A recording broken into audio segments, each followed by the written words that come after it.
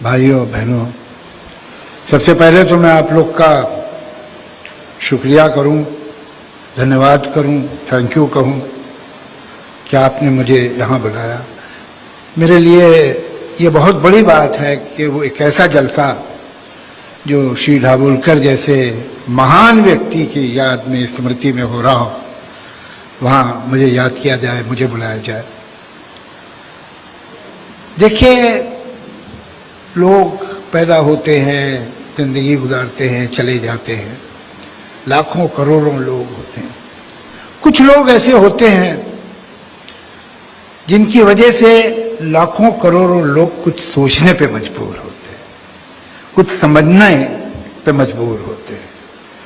ये लोग सर झुका के नहीं जिए होते हैं। ये लोग जिधर हवा चल रही है उधर नहीं जाते हैं, जिधर पानी बह रहा है उधर नहीं बह जाते। ये अपना रास्ता बनाते हैं, ये सच की तलाश करते हैं। उस सच की तलाश में खतरा है तो खतरा सही, मुश्किल है तो मुश्किल सही, मुसीबत है तो मुसीबत सही। यही लोग हैं और इसी तरह के लोग हैं, डॉक्टर दाभोलकर जैसे ही लोग हैं जिन्होंने इस दुनिया को दुनिया बनाया है। इसमें जो कुछ अच्छा है, जो भी सुंदर है, जो भी ठीक है, ये ऐसे ही लोगों का बनाया हुआ है, जिनके खिलाफ लोग खड़े हुए, जिनसे लोगों ने दुश्मनी की, जिनकी जान के दर पे लोग हुए। मगर आज जहां इंसानियत पहुंची है, जहां भी पहुंची, जितनी भी पहुंची, वो ऐसे ही लोगों के कारण पहुंची है जिन्होंने कुछ नई बात कही, नई बात समझाने की कोशिश की। ये एक अजीब बात है दुनिया में। कहा जाता है परंपरा है, ये तो हमारे रीत रिवाज है, ये तो हमारे जीने का सैकड़ों साल से तरीका है। तुम कौन होते हो इसे बदलने वाले? तुम कैसे कह रहे हो कि ठीक नहीं है? ये दुनिया के हर कोने में होता है। और आज भी दूसरे बहुत से देश हैं जिनमें हमसे भी बहुत ज्यादा होता है, लेकिन हम धीरे धीरे उधर सरकने की कोशिश कर रहे हैं। तो अगर जो होता है वही होता रहे, या जो होता था वही होता रहता, तो इंसान तो आज भी गुफाओं में रह रहा होता या पेड़ों पे बैठा होता।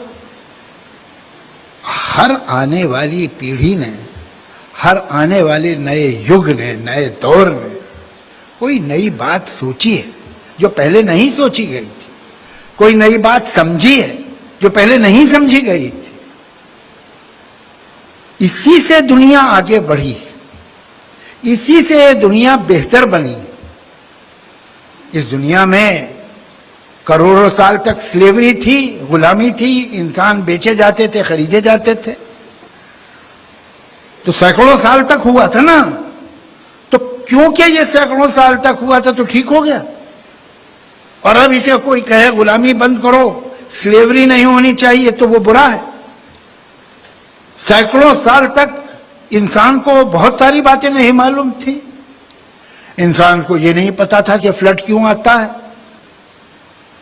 इंसान को ये नहीं पता था कि बारिश क्यों होती है, इंसान को ये नहीं पता था कि सूखा क्यों पड़ जाता है, इंसान को ये नहीं पता था कि बीमारियां क्यों होती हैं। तो जिन चीजों का पता नहीं था, उसका रिएक्शन, उसका जो लोगों पे असर हुआ, वो दो तरह का हुआ। एक, उससे डर गए, उसको पूजने लगे, हर चीज जिससे डरे उसे पूजा। दूसरे वो थे जिन्होंने कहा कि पता लगाओ ये कैसे होता है और इसको ठीक कैसे किया जाए। जब नाइल में, बहुत बड़ी नदी है इजिप्ट में, वहां जब फेरो होते थे, तो जब फ्लड आता था उसमें, तो कहते थे कि नाइल का देवता नाराज हो गया है और इसमें हमको अब कुंवारी लड़कियां, उनका बलिदान करना पड़ेगा, उनकी आहुति देनी पड़ेगी, तब नाइल का देवता जो है वो शांत होगा। तो लड़कियों को उस फ्लड में फेंक देते थे। फ्लड तो बाद में धीरे धीरे ठीक ही होता है, तो जब ठीक होता तो देखो अब नाइल का देवता प्रसन्न हो गया। ये वो लोग थे, ऐसा नहीं कि बिल्कुल जाहिल लोग थे, यही वो लोग थे जिन्होंने इतने बड़े बड़े पिरामिड भी बनाए हैं कि जिनका आज तक समझ में नहीं आता कि कैसे बनाया है। लेकिन दूसरी ओर ये जहालत भी थी।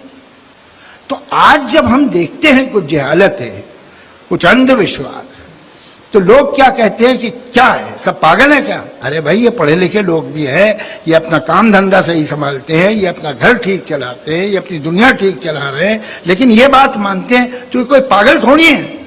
या आप बाकी कामों में देखो होशियार है, तो होशियार वो भी थे जिनको पिरामिड बनाना आता था, लेकिन जब फ्लड आता था तो उसमें लड़कियों को फेंक देते थे। तो ये पूरा पागलपन जो है नहीं होता, कभी कभी कभी होता है, एक हिस्सा जो है गलत है, बाकी ठीक चल रहा है। और आज तो ये बहुत ज्यादा हो गया है। आप ये देखिए कि बहुत बरसों पहले एक आदमी कोपरनिकस था, कोपरनिकस के बाद एक आदमी था, उसका नाम गलीलियो था। उसने कहा कि भाई आप लोग जो मानते हैं, जैसा आप कहते हैं कि आपकी होली बुक में लिखा हुआ है कि ये सूरज जो है ये धरती के चारों ओर घूम रहा है, ऐसा नहीं है ये कि धरती जो है ये सूरज के चारों, पृथ्वी जो है पृथ्वी घूम रही है सूरज के चारों।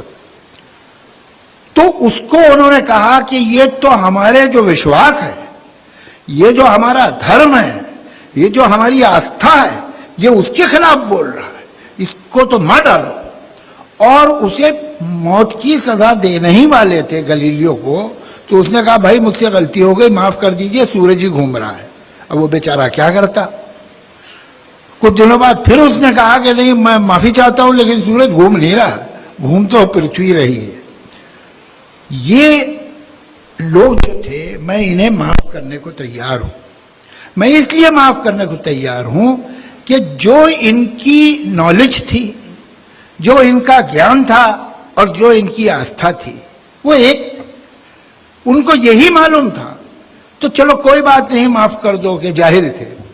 मुझे हैरत अब होती है, अचरज ये होता है कि आज ऐसे लोग हैं जो नासा में बैठ के चांद के ऊपर किस जगह कहां रॉकेट पहुंचेगा वो हिसाब लगा के भेज सकते हैं, जो यहां बैठ के ये बता सकते हैं कि वो प्लेनेट जो है उसका कितने माइल का सरकमफ्रेंस है, उसका घेरा कितने माइल्स का है, ये किस स्पीड से चल रहा है। और उसके बाद भी उनकी धार्मिक आस्था वही रहती है जो हजारों साल पहले उनकी थी, जिन्होंने पृथ्वी घूम रही है के इल्जाम में गलीलियो को मार ही डाला था। ये पहली बार हुआ है आज के युग में कि जो इंसान का ज्ञान है और जो इंसान की आस्था है, ये एक नहीं है। अब ये दोनों बातें एक ही आदमी मान रहा है। वो ये साइंस को भी मान रहा है और वो ये धर्म को भी मान रहा है, जो एक दूसरे के साथ जुड़े हुए नहीं, एक दूसरे के खिलाफ है। मैं तो उसे भी माफ करने को तैयार हूं जो इतना जाहिल है कि ये जानता ही नहीं इन चीजों के बारे में। कमाल ये है कि दोनों ही बातें जान के भी इंसान, इसको साइकाट्री में कहते हैं स्किज़ोफ्रेनिया, कि एक ही आदमी के अंदर दो अलग अलग तरह के आदमी मौजूद हो। लेकिन अब इतने हैं कि आप कह नहीं सकते।